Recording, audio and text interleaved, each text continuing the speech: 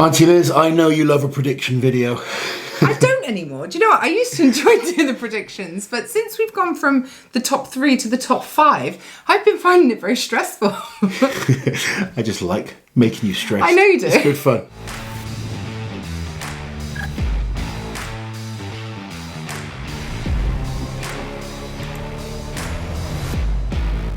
Let's delve into the athletes and the events, and we'll let you guys know our predictions for top 5, but also who we think will be leading after day 1. Okay. So just a quick reminder for anyone that doesn't know, the 10 athletes are Maxime Boudreau, Rob Kearney, Alexei Novikov, the defending champion Martins Lissis, Bobby Thompson, Mitch Hooper, Trey Mitchell, Aethel Ingolfsson Melstead, Pavlo Nekonechny, and Kevin Ferris. Day 1 competition, we have got the deadlift tower, they are calling it. It's an 18-inch deadlift for reps with 1,000 pounds. How do we feel these guys will fare on this one? It's really hard, man. I mean, Alexei Novikov is still one of the best 18-inch pullers, so we cannot discount him. Pavlo Nekonechny, though, my goodness, that man can deadlift. I don't know what I think, Lozzie. I think Alexei, Pavlo or Mitch Hooper win the deadlift. Yeah, when you look at the lineup, this is actually a dangerous event for Martins Lissis. He could potentially drop good points on this one. Martins is a great deadlifter from the floor. Very, very good for reps when it's right from the floor. He's got great power off the floor. His lockout in competition, there's nothing wrong with his lockout, but when we've watched Martins do higher pulls in the past, he doesn't always do as well. And, you know, I talked about the guys I think would be top 3, but that's not including Trey Mitchell, who is, Bobby Thompson. Bobby Thompson as well. Martins cannot afford to be behind all of those guys in the first event. It's like an uphill climb and battle after that. As good as Martins is, he needs to be top 5 on this one. Yeah, definitely. If he's not in that top 5, he's going to make it very, very difficult for himself to defend the title. So event number 2 is the SEER dumbbell ladder. I find this easier to predict. I think this one is easier to predict. Obviously, Alexei Novikov, he's almost, I think, 9 competitions in a row now. He's undefeated when it comes to dumbbell. Yeah. Winner of the dumbbell last year at the Rogue Invitational, and when I say winner, he absolutely annihilated everyone. It was by a huge margin. 5 dumbbells last year. The best anyone could do was 3 until Alexei steps up, and he did all 5 of them. If you're a betting man, you put money on Alexei winning this one. What's going to be more interesting is who comes behind Alexei, and what do they have to do to come second? Because last year it was just 3 relatively quickly by Martins was good enough for second place. I'm trying to think about who he was up against last year, who he's up against this year. Is it harder this year? I don't know, because we've lost Brian from last year. Brian's a great dumbbell presser. Yep. Who have we gained who's a great dumbbell presser? Mitch is improving a lot in this event. Bobby did very well at the dumbbell at the Arnolds this year. Yeah. Also, Rob Kearney did well at the dumbbell at the Arnolds. He still wasn't quite himself last year at the Rogue Invitational. I think he'll be better on this event this year. I agree. It's going to be an interesting one to predict. I mean, Trey Mitchell's a huge overhead lifter, Bobby Thompson, but I really can't see anyone stopping Alexei take the win on this event. No. So event number 3 on day 1 is the Rogue Husafell sandbag carry for distance. 400 pounds to be picked up and carried as far as possible.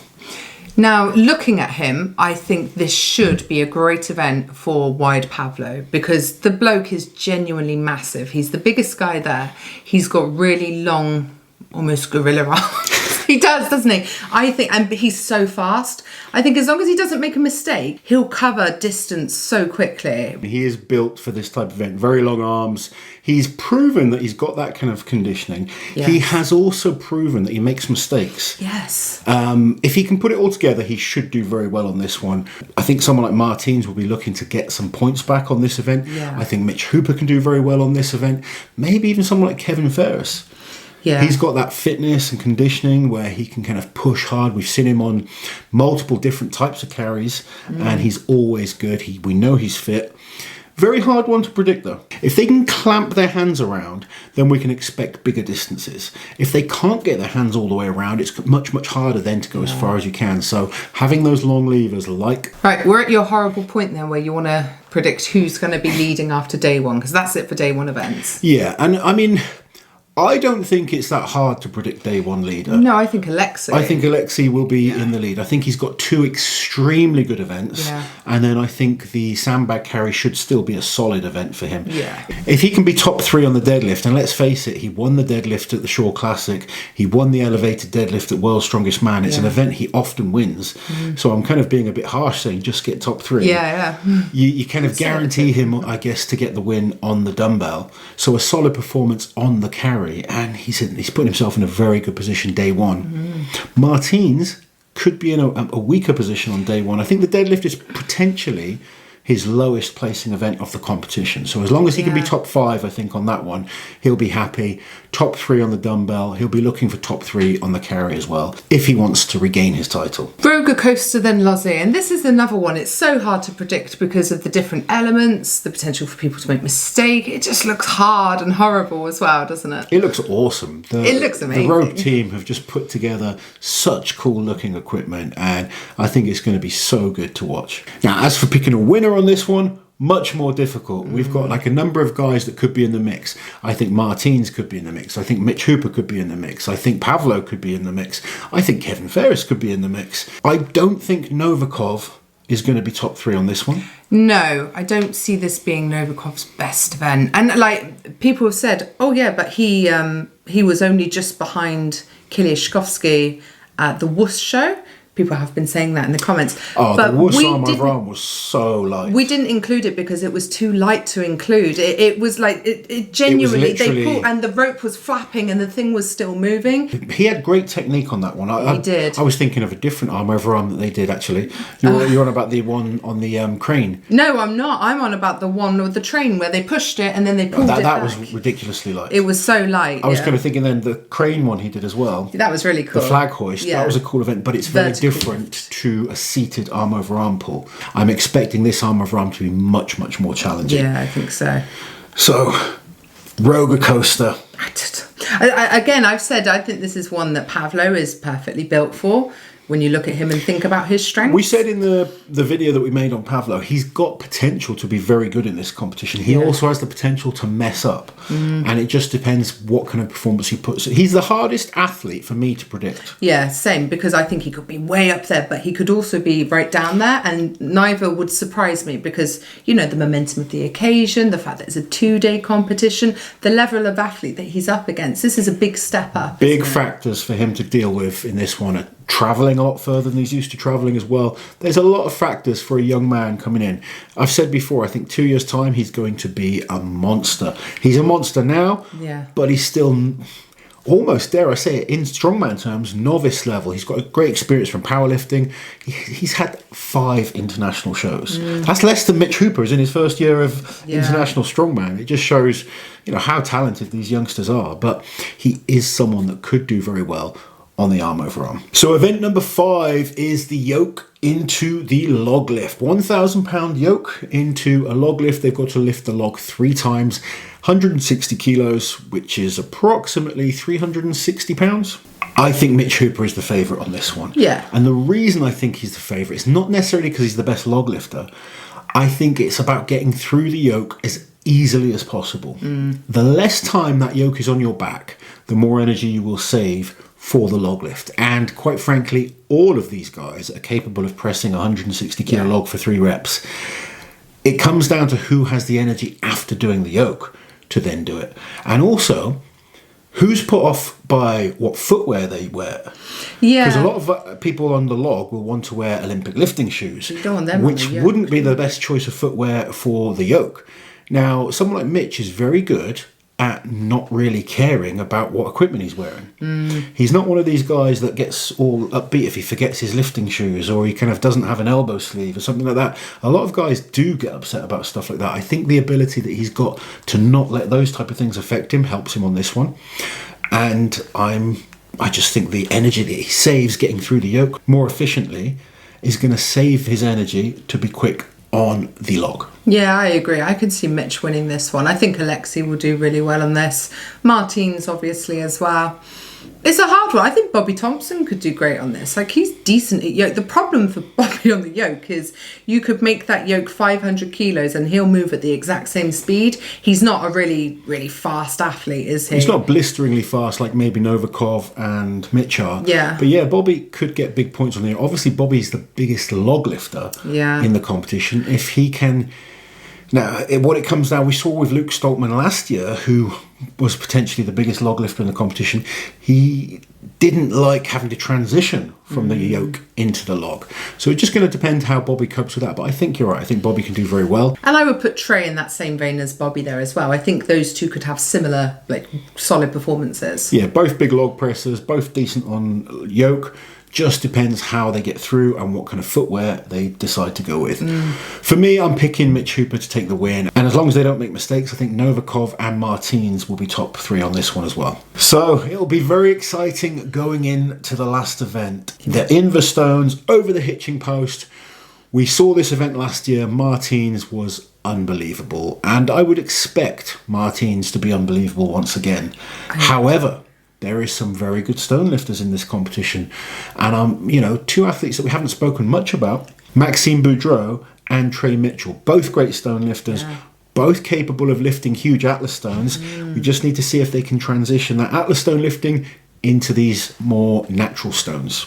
It's so hard to call. I mean, the results last year, what did we have? It was Martins winning, then Tom in second, then I think JF in third. JF was third. And you wouldn't Rob Kearney was fourth, I believe. Exactly. 2 people that you wouldn't put as like the big stone lifters. They wouldn't be the first ones to spring to mind, would they? So it just goes to show the difference between this and a standard Atlas stone run.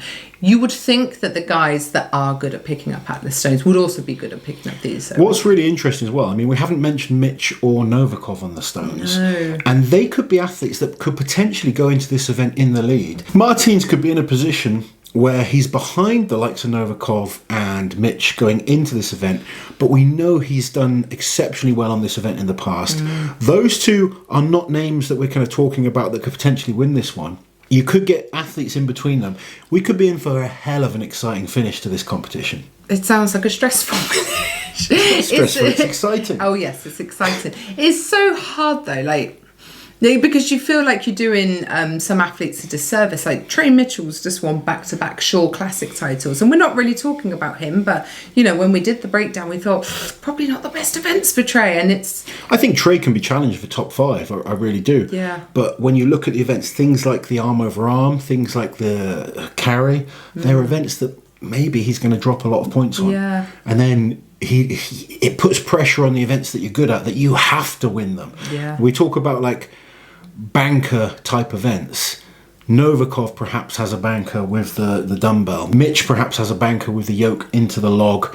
Martins perhaps has a banker with the stones. Nothing is guaranteed, but they're athletes that have proven time and time again they can win these events.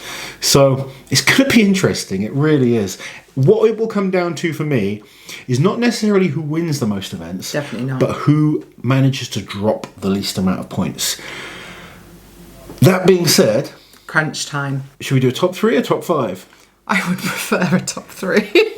I'll be honest, top 5 is extremely hard. It's really hard. It's always hard doing these predictions, and we're normally pretty close. Yeah, we're usually we do quite get close. quite close, but we're always wrong by 1 or 2 people. Yeah. All right, let's commit to a top 3 and then a tentative top 5. Okay. Yeah. If he can get top 5 on the deadlift, I think Martins is going to win.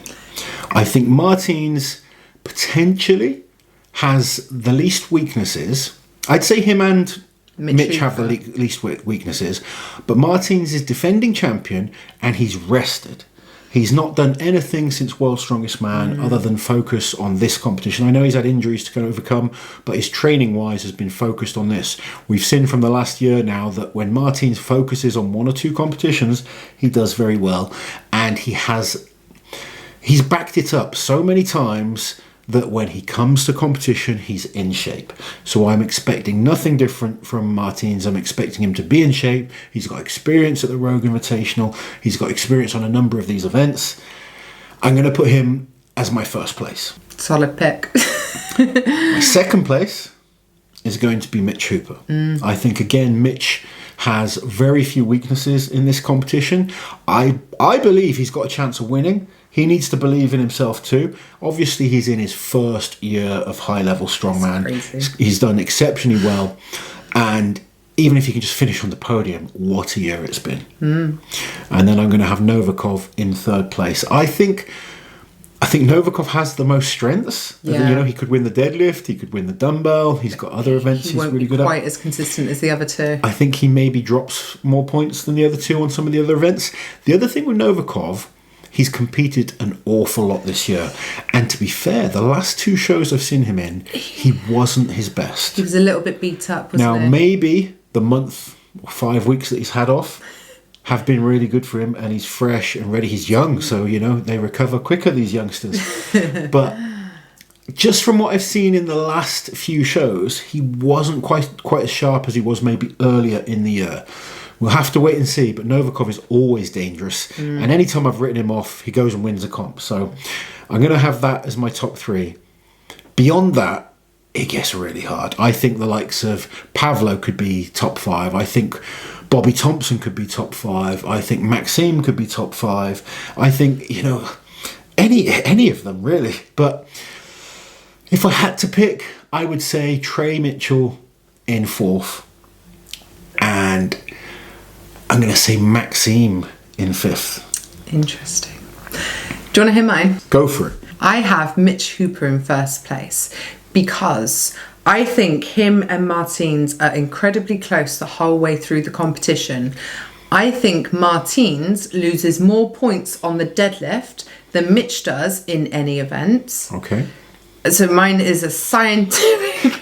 Liz's science. No, Liz's science. I think it's incredibly close, within half a point or a point.